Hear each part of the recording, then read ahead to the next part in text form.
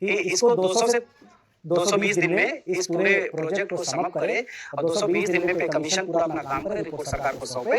15 terms of references दे दिए गए थे, जिनको कल भारत की सरकार ने, जो जिसे हम कैबिनेट कहते हैं, कैबिनेट ने अप्रूव कर दिए हैं। इसे कही कि 1 जनवरी 2026 को बिना डिले हुए पे कमीशन का बेनिफिट आप सारे लोगों को और पेंशनर्स को मिल जाएगा। कर्मचारियों को कम से कम बेचारे का 12 महीने का नुकसान होगा।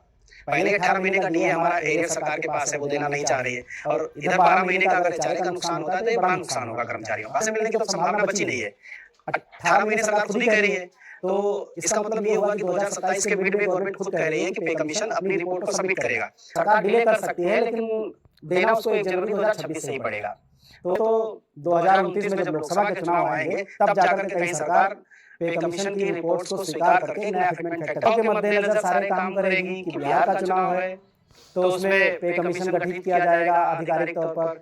फिर 2027 में अगर यूपी का चुनाव है तो फिर वो पे कमीशन की रिपोर्ट सबमिट होगी, फिर कोई और चुनाव अगर है। अगर इस तरह से सरकार देखे तो अब जाहिर सी बात है, जो कमीशन बना है वो इन्हीं 15 टर्म्स ऑफ रेफरेंसेस के ऊपर जितनी भी सेंट्रल गवर्नमेंट की एसोसिएशंस हैं या मान्यता प्राप्त यूनियंस हैं, उनके साथ इन मुद्दों पर डिस्कशन होंगे, और जो भी उसके रेजोल्यूशन है वो सजेशंस के रूप में कमेटी उसको रिकमेंड करेगी। कोई भी सरकार वेतन आयोग को निलंबित कर सकती है, लेकिन रोक नहीं सकती। और ये भी मैंने कहा था कि ये सरकार जो है वो समय अपने हिसाब से चुनती है। वो बेसिकली इसके सब्जेक्ट को डिफाइन करती हैं कि आखिर कर्मचारियों के कौन कौन से जो मुद्दे हैं वो इस पे कमीशन में शामिल किए जाएंगे। तो बेसिकली ये मई 2025 में जो एनसी जेसीएम है, जेसीएम के थ्रू ये ऑलमोस्ट 15 टर्म्स ऑफ रेफरेंसेस दे दिए गए थे, जिनको कल भारत की सरकार ने, जो जिसे हम कैबिनेट कहते हैं, कैबिनेट ने अप्रूव कर दिए हैं। बुलेट ट्रेन की स्पीड से चल रही है हमारी सरकार। जब 16 जनवरी को माननीय अश्विनी वैष्णव जी ने इसका अनाउंस किया था, बाकायदा प्रेस कॉन्फ्रेंस करके किया था, और उसके बाद हमारी मुलाकात डॉक्टर जितेंद्र सिंह साहब, जो कि पेंशन के मिनिस्टर हैं, हम उनको धन्यवाद ज्ञापित करने के लिए गए हुए थे फरवरी में। तो माननीय डॉक्टर जितेंद्र सिंह साहब का खुद कहना था कि इस बार हमारी सरकार आप लोगों को समय से पे कमीशन का लाभ दे देगी। उन्होंने ये बात अपने मुंह से कही कि 1 जनवरी 2026 को बिना डिले हुए पे कमीशन का बेनिफिट आप सारे लोगों को और पेंशनर्स को मिल जाएगा। लेकिन अभी 10 महीने तक सरकार ने केवल एक ही काम किया 10 महीनों में, और वो है पेंशन जो पे कमीशन है उसके ऑफिस सेटअप के लिए 3 बार विज्ञापन की जो डेट है उसको एक्सटेंड करी।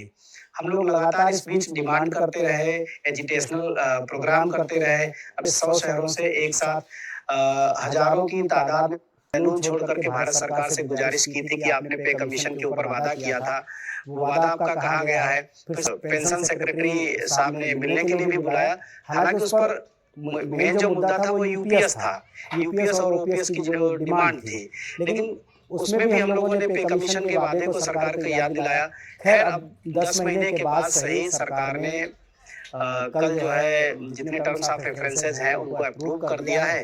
तो उम्मीद करते हैं कि अभी जो लेट लतीफी हो गई, भले ही वो चुनाव की वजह से रही हो या कोई और वजह हो, लेकिन आगे जो काम है सरकार को अपनी स्पीड बढ़ानी पड़ेगी, तब जाकर के कई लोगों को समय से मिल पाएगा, क्योंकि समय से मिलने की तो संभावना बची नहीं है। 18 महीने सरकार खुद ही कह रही है, तो इसका मतलब ये होगा कि 2027 के मिड में गवर्नमेंट खुद कह रही है कि पे कमीशन अपनी रिपोर्ट को सबमिट करेगा। आमतौर पर होता क्या है कि पे कमीशन जब भी काम करता है वो 18 महीने की बजाय 24 महीने 26 महीने लेता ही लेता है।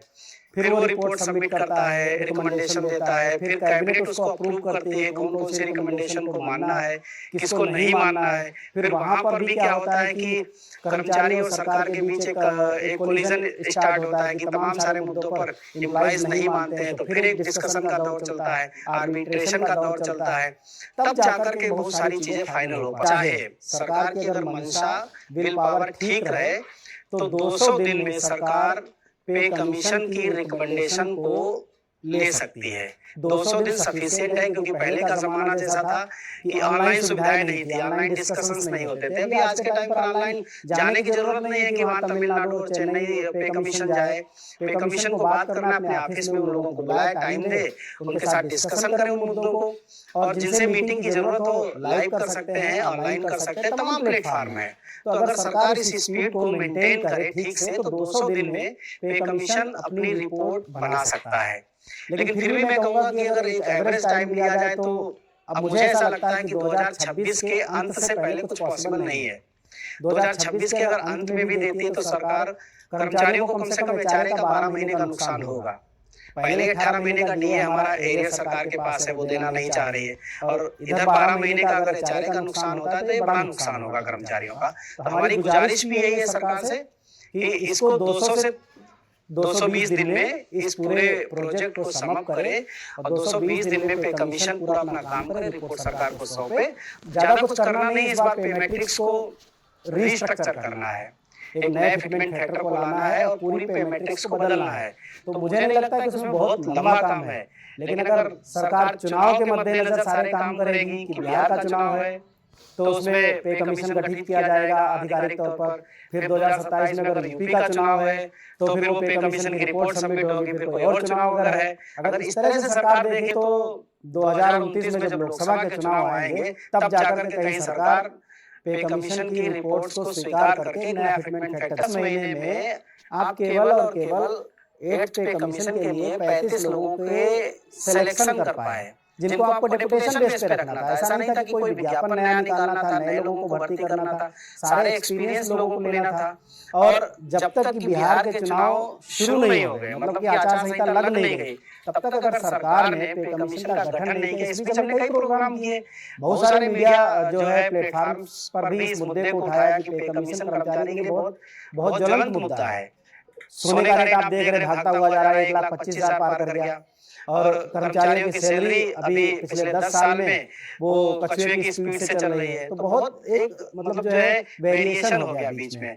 तो ये इस तरह से जब आया है जिस वक्त, तो वो एलिगेशन लगने स्वाभाविक है। जीवन जीने की जो यापन शैली है उसमें 2% की वृद्धि हुई है, और 7th पे और 8th पे कमीशन का ये पूरा हाल है। 1 जनवरी 2016 से 7th पे कमीशन लागू हुआ था, और 1 जनवरी 2026 से 8th पे कमीशन लागू हो गया। डीए यहाँ 125% था, यहाँ पर डीए 60% है। फिटमेंट फैक्टर 2.57 रहा था, यहाँ पर फिटमेंट फैक्टर 1.92 होने की संभावनाएं हैं। बढ़ोतरी सरकार ने 14.3% की थी, यहाँ पर सरकार 14 से 30% तक की वृद्धि कर सकती है। ऐसा होना बिल्कुल संभव बताया जा रहा है। उसके बाद यही एक महत्वपूर्ण जानकारी, और जो वो कर्मचारी हैं, जो पेंशनर हैं, पुराने पूर्व सैनिक हैं, उनके लिए कोर्ट से फैसला आया था कि उनकी जो एरियर है उसको सरकार दे दिया जाए, क्योंकि उनका पैसा एरियर का जो पुराने जो कर्मचारी हैं रिटायर्ड उनका बचा हुआ था, तो उसके लिए फैसला आया है कि उनको वो एरियर दे दिया जाएगा। और वहीं पर आपका जो डीए है अब वो 60% मर्ज हो सकता है 8 सीपीसी में। और यूनियन के लीडरों का कहना है कि पे कमीशन तो 200 दिन में भी लागू हो सकता है, लेकिन सरकार का कहना है कि इसको 18 महीने का वक्त लेना ही पड़ता है। वहीं आपका जो कम्युनिकेशन का पैसा है वो भी सरकार 15 वर्ष में काट लेती है, लेकिन कुछ पेंशनरों का कहना है कि हमारे 15 वर्ष हो चुके हैं फिर भी इसको काटा जा रहा है। वहीं जीवन जीने की जो वृद्धि है वो लगातार बढ़ती जा रही है, आपकी ज़रूरतें बढ़ती जा रही हैं, लेकिन आपकी जो सैलरी और पेंशन है उसमें मात्र 2% की वृद्धि देखने को मिल सकती है आने वाले कुछ महीने में। जो डीए है आपका 10 साल पहले 125% था, जो वर्तमान में 60% बताया जा रहा है।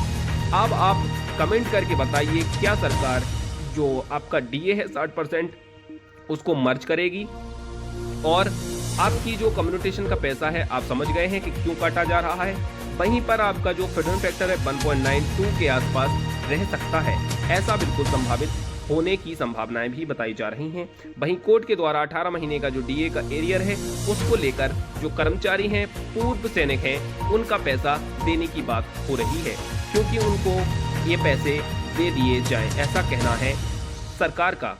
और उसके बाद जो महंगाई के आधार पर वृद्धि हो रही है, परंतु आपकी सैलरी में उस प्रकार से वृद्धि नहीं हो पाई है। ऐसा लगातार यूनियन की तरफ से कहा जा रहा है। तो जो 25 फरवरी को एक बैठक होने वाली है उसमें 8th पे कमीशन को लेकर सब कुछ साफ होने वाला है। तो तब तक के लिए आपने वीडियो को पूरा देखा, आप कमेंट जरूर करेंगे, फिर फैक्टर कितना रहेगा, कितनी आपकी सैलरी और पेंशन में वृद्धि होगी। तो आपका बहुत बहुत धन्यवाद।